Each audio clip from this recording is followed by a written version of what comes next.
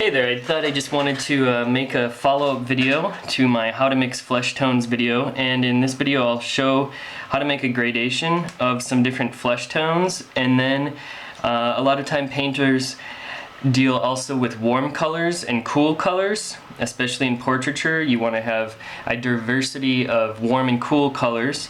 So I'm going to make another group of flesh tone shadows, which is an often asked question. So we're going to start, just get a big bunch of cadmium red medium, and we're going to add some yellow to it.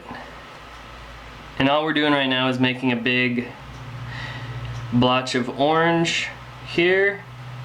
See how orange that looks? And for this I'm just using an old brush to mix it because it's faster.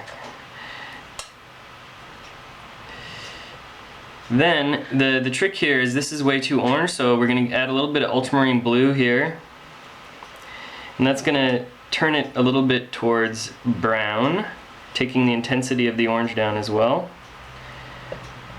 pushing towards brown. Now right now you might be thinking, yeah, that looks, you know, kind of ridiculous skin color, but the trick is to add white. And when you're making these scales, don't plop your white right down next to it. You can see how this, as we add white to it, starts to become a little bit more believable of a color. Now here's a trick. I can take a little bit of this color and a little bit of this color, and then we can get this in-between value here. And the reason why you do this is just to have all of your different flesh tones mapped out before you start painting.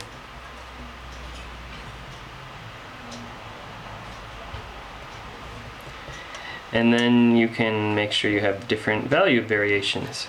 So you can see I'm stealing from the orange pile to add to my white pile, and just going up the ladder here.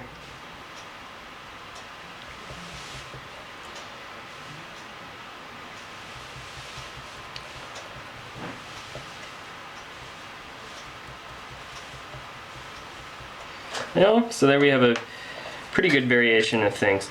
Now when we look at these, we're like, okay, those are some fair flesh tones. We can add a little bit more red to this too, if you want to make them a little bit pinker. Or towards that kind of pink, like in the cheeks or at the end of the nose or whatever. You can add red to all these. But now we got to go down the ladder. So how do we go down the ladder? Well, all you do is you clean your brush, and you just clean it up, clean your brush to get rid of the white. That's the main goal there. Now we're just going straight brown. There's a little bit left over. And we're gonna make a purple first. And then, like we did before, we'll take the complementary color, and that gets us down into black, kind of a deep black.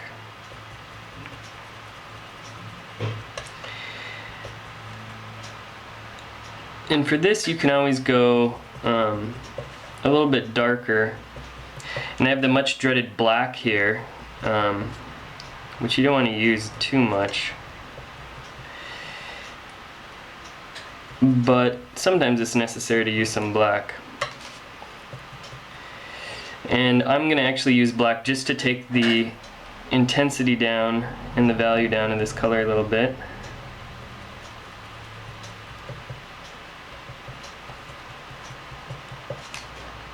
Yeah, and now we can kind of mush these all together and go up the ladder.